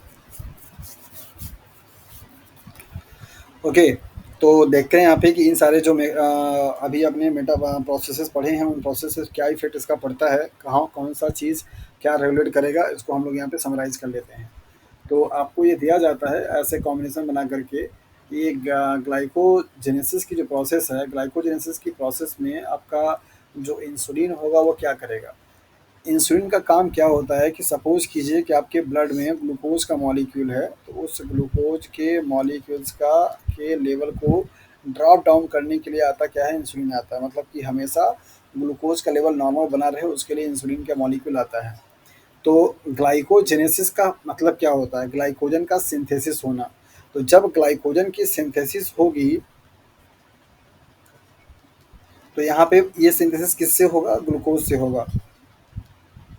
तो ग्लाइकोजन का सिंथेसिस अगर होगा तो ग्लूकोज के कंसंट्रेशन में क्या इफेक्ट पड़ेगा, ग्लूकोज का कंसंट्रेशन कम होगा या ज़्यादा होगा, कम होगा।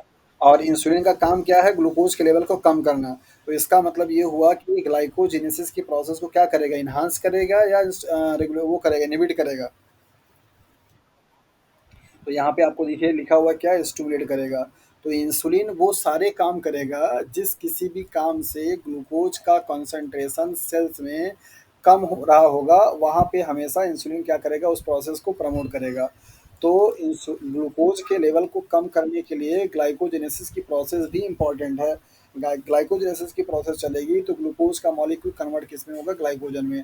तो उससे भी ग्लूकोज का लेवल क्या होगा, कम हो जाएगा। तो इंसुलिन क्या करेगा, उसको स्टिमुलेट करेगा। सिंपली इस इंसुलिन और ग्लूकागॉन आपस में एक दूसरे के एंटागोनिस्टिक बिहेवियर शो करते हैं। मतलब कि अगर ग्लूकोज के लेवल को बढ़ाने का काम कौन कर रहा है, इंसुलिन कर रहा है। इंसुलिन क्या कर रहा है, बढ़ा रहा है। तो ग्लूकागॉन क्या करेगा, घटाएगा। सिंपल।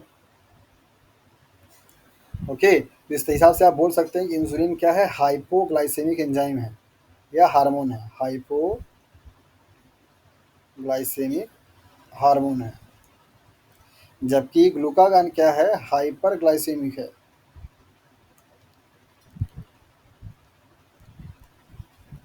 मतलब ये ग्लूकोज के लेवल को बढ़ाता है, ये ग्लूकोज के लेवल को कम करता है। तो सिंपली ग्लाइकोजेनेसिस के प्रोसेस को आपका इंसुलिन जो होगा स्टिमुलेट करेगा, जबकि ग्लूकागॉन या एपिनेफ्रिन क्या करेगा, इनहिबिट करने का काम करता है। सिमिलरली ग्लाइकोजिनोलाइसिस का काम क्या होता है, ग्लाइकोजिनोलाइसिस मतलब ग्लाइकोजन को ब्रेक डाउन कर।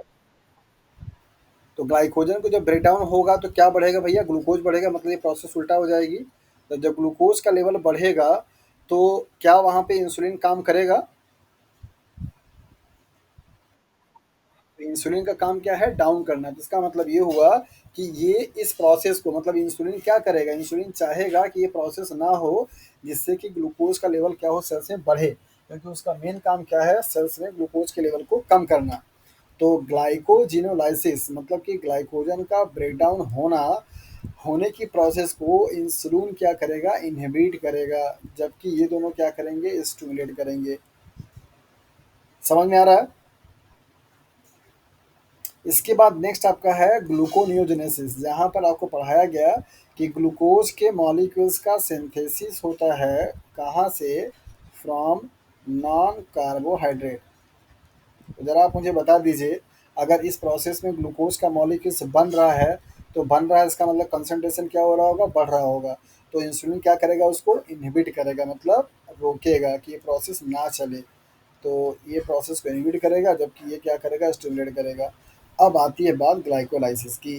तो ग्लाइकोलाइसिस से क्या होता है, ग्लूकोज कंज्यूम होता है, तो ग्लूकोज का लेवल क्या होगा, कम होगा।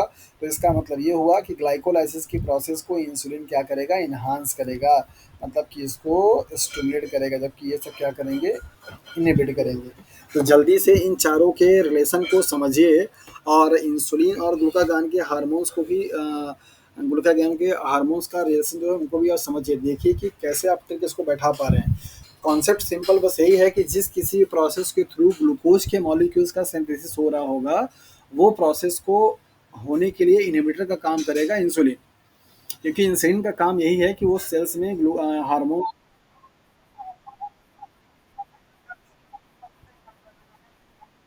हाँ, आप क्या चीज़, इपिनेफ्रिन भी, इपिनेफ्रिन इमरजेंसी हार्मोन्स बोला जाता है, और इमरजेंसी में आपकी बॉडी में एटीपी की रिक्वायरमेंट होती है, राइट। तो जिस किसी भी प्रोसेस से आपका ग्लूकोज का मॉलिक्यूल्स बढ़ेगा, वो सारे प्रोसेस को प्रमोट करेगा। क्योंकि ग्लूकोज बढ़ेगा तभी आपकी बॉडी में ये साइकिल चलेगी और एटीपी बनेगा, और एटीपी बनेगा। जैसे सपोज कि आप गली में जा रहे हैं और अचानक से आपको कुत्ता दौड़ा लिया, तो आप क्या करेंगे, कुत्ता का सामना करेंगे कि भागेंगे। तो भागने के लिए आपको एनर्जी चाहिए। अरे बोलिए भाई। वेरी गुड, पत्थर मारने की एनर्जी चाहिए। तो एनर्जी कहाँ से आएगी, ग्लूकोज से। जी हाँ। तो वो सारे चीज जिससे कि आपको मतलब एनर्जी का जरूरत है, वो सारा का सारा काम जो है प्रमोट करेगा एपिनेफ्रिन। मतलब ग्लूकागॉन और एपिनेफ्रिन दोनों का रोल जो होता है एक ही होता है, मतलब आपकी बॉडी में ग्लूकोज के लेवल को बढ़ाना, ताकि आपकी बॉडी को जल्दी से ज़्यादा एनर्जी आपका मिल पाए।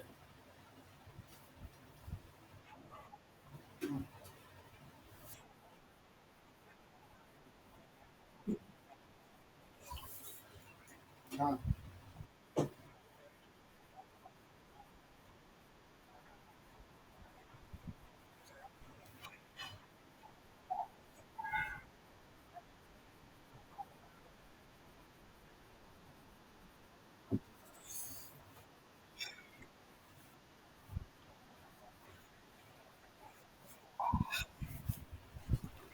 इसको रफ करके समझाएं।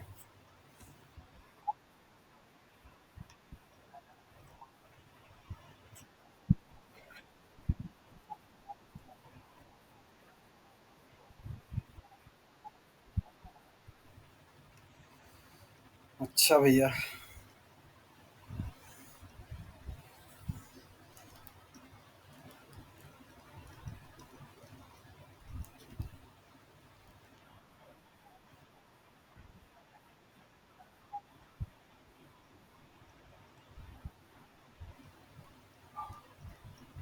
चलिए देखिए कि आपका ये सेल है,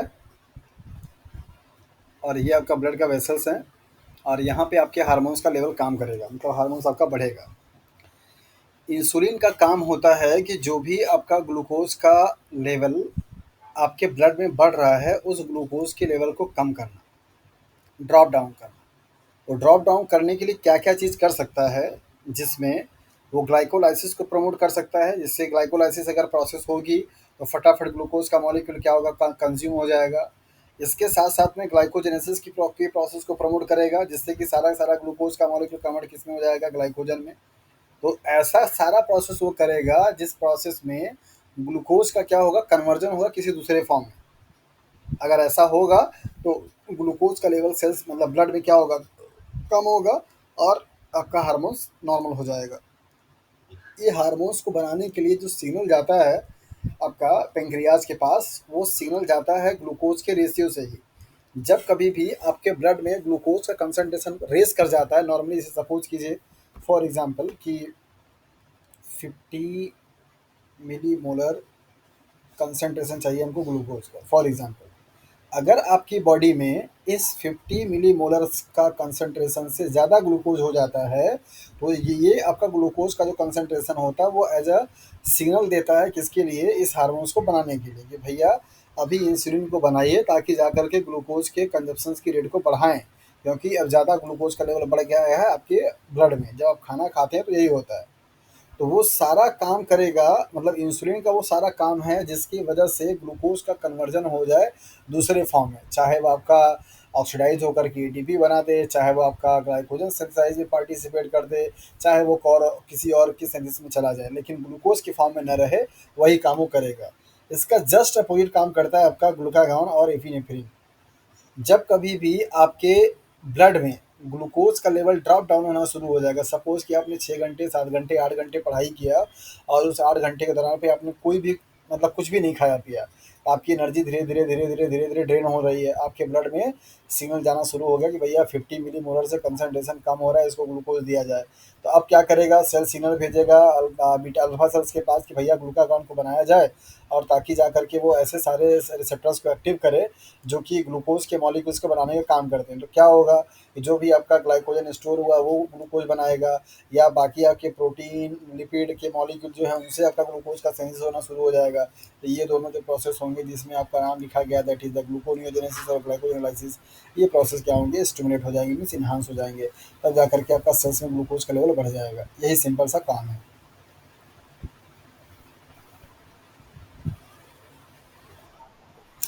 क्लियर हो गया? सो फाइनली फाइनली यहाँ पे आपका ग्लूकोज का पूरा फुल मेटाबॉलिज्म कंप्लीट खत्म हो जाता है, जिसमें आपने ब्रेक डाउन से लेकर के बायोसिंथेसिस भी आपने कार्बोहाइड्रेट का पढ़ लिया, जहाँ पर आपको कार्बोहाइड्रेट की पूरा स्टार्टिंग से उनके स्ट्रक्चर, मतलब उनके स्ट्रक्चरल कंपोनेंट के बारे में पढ़ाया गया। Polysaccharide, monosaccharide, disaccharide, oligosaccharide, non reducing reducing sugar, सारा क्लासिफिकेशन बताया गया। उनके उनके जो फंक्शंस थे वो आपको बताया गया, उनके लिंकेज जो थे वो आपको बताए गए। फिर इसके बाद ग्लूकोज का आपने दूसरे पोर्शन में मेटाबॉलिज्म पढ़ा, जहाँ पे आपको ग्लाइकोलाइसिस से लेके पीपीपी पाथवे भी पढ़ाई गई, आपको इंटरडाउटरी पाथवे पढ़ाया गया, एमपी पाथवे पढ़ाई गई। और ग्लूकोज के ही मेटाबॉलिज्म में आपका फोटोसिंथेसिस भी था, जिसमें आपने Calvin cycle, C4 cycle, C2 cycle, camp pathway, 4 pathway आपने पढ़ा ग्लूकोज के मेटाबॉलिज्म को लेकर के, जहाँ पे आपने देखा कि स्टार्च और सुक्रोज का सिंथेसिस कैसे होता है, ये सारी चीज़ें आपने समराइज की। सो इसके बाद आपने पढ़ा दैट इज द ग्लूकोनियोजेनेसिस की प्रोसेस पढ़ा, ग्लाइकोजेनोलाइसिस की प्रोसेस पढ़ा, ग्लाइकोजेनेसिस की प्रोसेस पढ़ा, ये सारा प्रोसेस पढ़ा। तो इतना सफ़र था पूरा ग्लूकोज के ग्लूकोज को लेकर के। एक पार्ट में आपने ग्लूकोज के स्ट्रक्चर के बारे में जाना, उनकी पूरी केमिस्ट्री जानी, उनका पूरा फीचर जाना, पूरा प्रॉपर्टी या रोल जाना। दूसरे पार्ट में आपने ग्लाइकोजन को लेकर, ग्लूकोज को लेकर के क्या क्या सेल्स में आपकी एक्टिविटी हो रही हैं, कैसे वो एनर्जी का काम करता है, कैसे आपकी बॉडी में ग्लाइकोजन का सिंथेसिस होती है, कैसे ग्लाइकोजन मॉलिक्यूल्स का ब्रेक डाउन होता है, ये सारी चीज़ें आप लोगों ने पढ़ी है। तो टेक्निकली आज आपका ग्लूकोज का मेटाबॉलिज्म बायोकेमिस्ट्री के पोर्शन से ख़त्म हो गया, जिसमें आप लोगों ने बहुत सारी चीज़ें पढ़ी हैं। फोटोसिंथेसिस का अपने आप में एक बहुत लंबी टॉपिक होता है। ETS, TCS cycle, glycolysis, pentose phosphate pathway, ये सारे बहुत बहुत इंपॉर्टेंट और मेमोरी बेस्ड वाले टॉपिक्स हैं जो कि आपको बहुत फंसा सकते हैं। आई डोंट नो कि कितना आप याद रख पाएँगे, मुझे नहीं मालूम, क्योंकि ये चीज़ें आपको याद बहुत ज़्यादा रखनी पड़ती हैं। बहुत सारे एंजाइम से पार्टिसिपेट करते हैं, इतना ज़्यादा चीज़ें हो जाती हैं। जैसे सपोज़ अभी मैंने कल की परसों की क्लास में आपको पढ़ाया था C2 साइकिल, C3 साइकिल के बारे में और C4 साइकिल के बारे में। इतना ज़्यादा वहाँ पे ऑर्गेनेल्स पार्टिसिपेट करते हैं। ग्लाइकोचुलेट साइकिल अलग चल रही है, TCA साइकिल आपका अलग चल रहा है, C3 साइकिल आपकी अलग चल रही है, C4 साइकिल आपका अलग चल रहा है, C2 साइकिल आपकी अलग चल रही है। तो ढेर सारे ऑर्गेनल्स और एंजाइम क्या करते हैं, पार्टिसिपेट करते हैं। तो इनको आपको बहुत ज़्यादा टाइम दे करके बार बार चीज़ों को याद करना पड़ेगा, तब जा कर के चीज़ें क्लियर हो पाएंगी। तो आज आपका पूरा ग्लूकोज का जो मेटाबॉलिज्म था वो पूरी तरीके से फिनिश हो गया। ओके।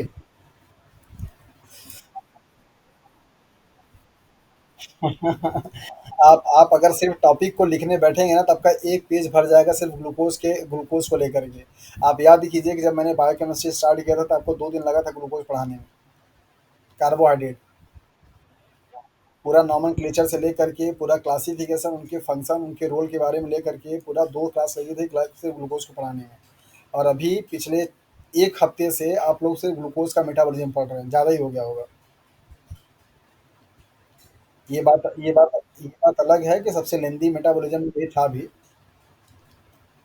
मैक्सिमम जितने भी साइकिल आप लोगों ने अभी पढ़े होंगे या फिर आप लोगों को एग्जाम में आता है, वो सारे साइकिल आपके खत्म हो गए। कितनी साइकिल खत्म हो गई सोचिए, स्टार्टिंग से देखिए। ग्लाइकोलाइसिस खत्म हो गया, ईएमपी पाथवे खत्म हो गया, इंटरडाउट पाथवे खत्म हो गया, पीपीपी पाथवे खत्म हो गया, टीसीएस साइकिल खत्म हो गया, ईटीएस खत्म हो गया, सी2 सी3 सी4 कैम पाथवे खत्म हो गया, ग्लाई ऑक्सीडेट साइकिल पाथवे खत्म हो गई। ये सारी चीज आप लोगों ने पढ़ लिया, ग्लाइकोजेनेसिस, ग्लूकोनियोजेनेसिस, ग्लाइकोजिनोलाइसिस, ग्लाइकोलाइसिस, ये सारी पाथवे पढ़ लिया आपने। सब किसके लिए? ग्लूकोज के लिए।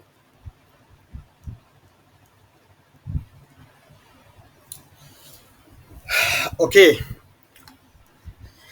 थोड़ा सा अभी जो आप लोगों ने फोटोसिंथेसिस के बारे में पढ़ा था उसको थोड़ा सा यहाँ पे हम लोग ब्रीफ कर लेते हैं। ग्लाइकोजन का जो स्टोरेज है उसके डिटेल्स को देखने के बाद ये टेबल बड़ा इंपॉर्टेंट है आपके लिए। यहाँ से सवाल पार्ट बी में बनता है सीएसआईआर में। आपकी बॉडी में अगर ग्लाइकोजन का स्टोरेज अगर प्रॉपर नहीं हो पाता है तो उसके लिए कुछ एंजाइम्स होते हैं। अगर इस इन किसी भी एंजाइम्स जो भी एंजाइम यहाँ पे आपको लिखे गए हैं, अगर इनमें से कोई भी एंजाइम अगर आपकी बॉडी में डिफिशियंसी कर जाती है या नॉन फंक्शनल हो जाती है तो आपकी बॉडी मतलब जिस किसी की भी होगा ये डिजीज़ आपका हो सकता है। तो इनमें कभी कभी ये डिजीज़ पूछता है कि कौन सा डिजीज़ किस एंजाइम के या किसकी वजह से होता है। तो पहला सवाल तो आपसे यही बन सकता है कि इनमें से कौन सा, मतलब ऐसे चार ऑप्शन दे करके पूछेगा कि ग्लाइकोजन के स्टोरेज की वजह से होने वाला डिजीज़ कौन सा है। पहला सवाल तो आपका ये बन सकता है। दूसरा आपका ये बनेगा कि इनमें से इस एंजाइम की कमी से होने वाला कौन सा डिजीज़ होता है। तो आपको यहाँ पे याद रखना पड़ेगा कि ये आपका टेबल है डिजीज़ का और ये आपका एंजाइम का। तो ग्लूकोज, लीवर में ग्लूकोज 6 फॉस्फेटेज अगर कमी हो जाएगी, मतलब अगर आपका नहीं रहेगा, जैसे बोलते हैं ना कि एसजीपीटी एसजीईटी जो आपका होता है टेस्ट कराते हैं लीवर के फंक्शनिंग के लिए, एलएफटी टेस्ट कराया जाता है ब्लड का, नाम सुना है? हाँ, लीवर फंक्शनिंग टेस्ट। आप जब एलएफटी जब आप करवाते हैं तो एलएफटी में आपको क्या दिखाई देता है कि आपके लीवर में जो एंजाइम्स है उनका कंसंट्रेशन बढ़ा हुआ है या घटा हुआ है। तो अगर खराब रहता है तो फिर आपकी पाचन क्रिया खराब हो जाती है और आप सही तरीके से डाइजेस्ट नहीं कर पाते हैं, आपको भूख नहीं लगता है, आपको वोमिटिंग आने लगती है। जैसे जितने भी टाइफाइड के पेशेंट्स होते हैं जिनको टाइफाइड हो जाता है उनमें लीवर में इन्फेक्शन हो जाती है। तो लीवर में एसजीपीटी एसजीओटी का जो कंसंट्रेशन एंजाइम होता है वो एंजाइम आपका बहुत ड्रॉप डाउन हो जाता है। और अगर ऐसा हुआ तो आपको मतलब कुछ भी आप खाना खाएँगे वो पचेगा नहीं, आपको वोमिटिंग हो जाएगी, खाना खाने का आपका मतलब मन नहीं करेगा, खाना की तरफ आपको देखने का मन नहीं करेगा, बॉडी आपकी एकदम सुस्त रहेगी। तो जो भी टाइफाइड के पेशेंट्स होते हैं ना उनको आप देखिए कि एकदम जैसे उनको खाना खाने का मन नहीं करता है। तो लीवर की परेशानी की वजह से होता है। इसके बाद आपको यहाँ पे दिया जा रहा है कि पोम्पे डिजीज़ है जो कि लाइसोसोमल में आपका अल्फा 1 4 या अल्फा 1 से अगर ग्लाइकोसाइडेज जो होता है अगर वो उसकी कमी हो जाएगी तो वो आपका ये डिजीज़ को काज कर देगा। हर्ष डिजीज़ है जो कि लीवर में फास्फोराइलेज का अगर कमी हो जाएगा तो ये डिजीज़ का हो जाएगा। तरोई जो डिजीज़ है वो मसल्स में ऑर्थोसाइड्स में फॉस्फोफैक्टोकाइनेज अगर 1 की डिफिशियंसी हो जाएगी या अगर आपका इसका फंक्शन सही नहीं होगा तब आपका डिजीज़ ये हो सकता है, ये पॉसिबिलिटी बनती है। मसल्स के ग्लाइकोजन फॉस्फोराइलेज की अगर डिफिशियंसी होगी तो आपका मैक एरेलर डिजीज़ हो जाती है, ये डिजीज़ की पॉसिबिलिटी बनती है। तो इस तरीके से आपको कोई एक डिजीज़ दे करके पूछा जा सकता है कि हाँ इनमें से कौन सा डिजीज़ आपका ग्लाइकोजन के स्टोरेज से है और कौन सा नहीं है।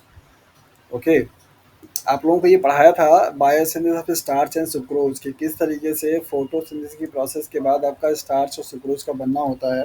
ज़रा उसको भी यहाँ पे आप एक बार ब्रीफ आउट कर लीजिए। अब ग्लूकोज का पूरा चल ही रहा है तो आपको यहाँ पे दिखाया जा रहा है कि ADP glucose is substrate for starch synthesis in the plant, plastid and glycogen synthesis in the bacteria. Bacteria में ग्लाइकोजन का सिंथेसिस करने के लिए और प्लांट की बॉडी में स्टार्च की सिंथेसिस करने के लिए एडीपी ग्लूकोज, एडेनिन डाइफॉस्फेट। अभी आपने वहाँ पे पढ़ा था यूडीपी ग्लूकोज, पढ़ा था ना? एनिमल के केस में ग्लाइकोजन के सिंथेसिस के लिए यूडीपी ग्लूकोज का काम कर रहा था। यहाँ पे है आपका एडीपी ग्लूकोज है, एडेनिन डाइफॉस्फेट।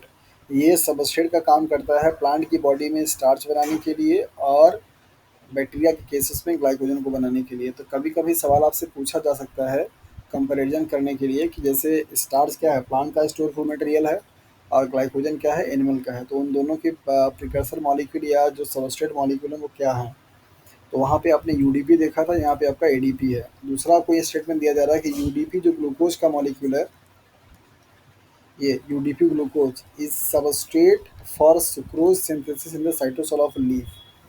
सो लीफ में आपका लीफ के साइटोसॉल में जो सुक्रोज का सिंथेसिस होता है, जैसा कि आपको कल की परसों क्लास में बताया था कि स्टार्च का जो सिंथेसिस होगा वो कहाँ पे होगा, क्लोरोप्लास्ट में होगा। सुक्रोज का कहाँ पे होगा, साइटोसॉल में होगा। कब होगा, क्यों होगा, ये भी आपको उस दिन बता दिया था। तो ज़रा आप यहाँ पे इसको देखिए कि क्या आपको बताया जा रहा है। लाइट रिएक्शंस और डार्क रिएक्शंस का 2 फेज़ आपको दिखाया जा रहा है क्लोरोप्लास्ट में। यहाँ पे फोटोसिंथेसिस नहीं हो रही, यहाँ पे फोटोसिंथेसिस हो रहा है। कौन-कौन सी चीज़ें इसको एक्टिवेट कर सकती हैं और क्या चीज़ें इसको डीएक्टिवेट करेगी, ये पूरा प्रोसेस आपको जो इस फेज़ में दिखाया जा रहा है वो ग्लूकोनियोजेनेसिस है और ये आपका क्या है ग्लाइकोलाइसिस है। तो ग्लूकोनियोजेनेसिस जो होता है वो आपका जस्ट उल्टा माना जाता है ग्लाइकोलाइसिस के कुछ स्टेप्स को छोड़ करके। 3 स्टेप्स जो आपके इरिवर्सिबल रिएक्शंस वाले होते हैं उनके रिएक्शंस को अगर छोड़ दिया जाए तो आपका ग्लाइकोलाइसिस और ग्लूकोनियोजेनेसिस दोनों क्या होते हैं बराबर होते हैं। जैसे सिंपली अगर आप बात करिए तो 10 स्टेप का प्रोसेस होता है आपका क्या ग्लाइकोलाइसिस। तो इन 10 स्टेप में से 7 जो स्टेप्स होते हैं वो आपके क्या होते हैं कॉमन होते हैं। क्या होते हैं? कॉमन होते हैं। इसके लिए दोनों के लिए ये दोनों शेयर करते हैं। 3 स्टेप्स जो होता है वो क्या होता है डिफरेंट होता है। यहाँ पर आपको दिखाया जा रहा है कि डार्क रिएक्शंस में और लाइट के फेज में क्या असर पड़ेगा इन दोनों के प्रोसेस पे और कैसे उसकी वजह से आपका जो ग्लूकोज का लेवल होगा कम होगा या ज़्यादा होगा। तो नॉर्मली पहले आप इसको देखिए, यहाँ पे दिखाया जा रहा है कि क्लोरोप्लास्ट में आपका एक्टिव फोटोसिंथेसिस जब होगा तो 3 फॉस्फोग्लिसरेट एंड डाइहाइड्रोक्सीस्टोन क्या है बनेगा। आपको पता है अच्छे तरीके से कि कैलोरीन साइकिल का जो आपका प्रोडक्ट होता है वो 3 पीजीए होता है और इसी 3 पीजीए से फिर से सिंथेसिस होती है ग्लूकोज के मॉलिक्यूल से। ये आपका मॉलिक्यूल यहाँ पर आएगा और इस वाले प्रोसेस को मतलब फ्रक्टोज 2,6 फॉस्फेट से फ्रक्टोज 6 फॉस्फेट जब आपका बन रहा होगा तो इस प्रोसेस को क्या करता है इनहिबिट करने का काम करेगा। कौन? ये वाला मॉलिक्यूल 3 फॉस्फोग्लिसरेट। क्योंकि अगर 3 फॉस्फोग्लिसरेट होगा तो उसको बनने में प्रॉब्लम क्रिएट करेगा। तो यहाँ पे क्या कर रहा है आपका इनहिबिट करने का काम कर रहा है। ओके। जबकि नॉन फोटोसिंथेटिक वाले पार्ट में जो आपका इनऑर्गेनिक फॉस्फेट है ये आकर के उसको एक्टिव करने का काम करेगा। किसको? एटीपी को बनाने वाले प्रोसेस को, मतलब इस प्रोसेस को। सिमिलरली फ्रक्टोज 2,6 फॉस्फेट जो होगा डार्क रिएक्शंस मतलब डार्क टाइम पे क्या करेगा आकर के इस वाले प्रोसेस को मतलब फ्रक्टोज 6 फॉस्फेट से फ्रक्टोज 1,6 फॉस्फेट को बनाने वाले एंजाइम को भी क्या करेगा इनहिबिट करने का काम करेगा। जबकि यहाँ पे इस वाले केस में देखेंगे मतलब ग्लाइकोलाइसिस में देखेंगे तो इसको एक्टिवेट करने का क्या करेगा काम करेगा। ये जो फिगर है आपको ये दिखा रहा है कि लाइट और डार्क के प्रेजेंस में या absence में जो ग्लूकोज का मेटाबॉलिज्म है मतलब कि जो आपका ट्रायूज बन रहा है मतलब 3 पीजीए बनेगा उसके बाद ही ग्लूकोज बनेगा मतलब सुक्रोज बनेगा। तो 3 पीजीए का बनना मतलब ग्लूकोज का बनना आप मानिए। तो उसको दिखा रहा है कि कैसे रिलेट करता है। तो यहाँ पे आप देख के समझ पाएंगे कि दोनों जो प्रोसेस होती हैं एक दूसरे के एंटागोनिस्टिक होती हैं। जो कंपाउंड या जो मॉलिक्यूल्स उसके लिए इनहिबिटर का काम कर रहा है वो उसको एक्टिवेट करने का भी काम कर सकता है। जैसे देखिए यहाँ पे इस वाले प्रोसेस का इस वाले रिएक्शंस का जो प्रोडक्ट है वो क्या कर रहा है इसको इनहिबिट कर रहा है। जबकि यहाँ पे कोई फॉस्फेट नहीं है, सिर्फ इनऑर्गेनिक फॉस्फेट ही इसको एक्टिवेट करने का काम कर रहा है। सिमिलरली यहाँ पे आप देखिए ये वाला मॉलिक्यूल इसको क्या कर रहा है एक्टिवेट कर रहा है, जबकि ये क्या कर रहा है इसको इनहिबिट करने का काम कर रहा है। तो इससे आपको ये समझ में आ रहा है कि स्टार्च और सुक्रोज का जो बनना हो रहा है उसको बनने के लिए क्या चीज़ें ज़रूरत है। जब कभी भी सेल्स में बहुत ज़्यादा क्या होगा मतलब कि अगर सुक्रोज अगर रहेगा मतलब ग्लूकोज का लेवल अगर रहेगा तो उस केस में क्या होगा आपका स्टार्च का सिंथेसिस होगा। मतलब कि अगर आप देखिए तो साइटोसॉल में अगर कंसंट्रेशन ज़्यादा हो जाए मतलब रहे अगर आपका ग्लूकोज का या सुक्रोज का तो उस कंडीशन में स्टार्च पूरा बनेगा। और स्टार्च कहाँ पे बनेगा? क्लोरोप्लास्ट में। और सुक्रोज कब बनेगा? जब आपका बाहर की तरफ जो है ग्लूकोज का कंसंट्रेशन बहुत ही कम हो तो उस टाइम पे जो आपका ट्रायोज बनेगा 3 पीजीए मॉलिक्यूल्स वो ट्रांसपोर्टर के थ्रू क्या होगा बाहर आ जाएगा और आपका इस तरीके से सिंथेसिस उसकी हो जाएगी। यहाँ पर आपको दिखाया जा रहा है कि यूडीपी ग्लूकोज से ग्लूकोज 6 फॉस्फेट का कैसे बनना होगा, फिर सुक्रोज 6 फॉस्फेट कैसे बनेगा, फिर सुक्रोज कैसे बनेगा।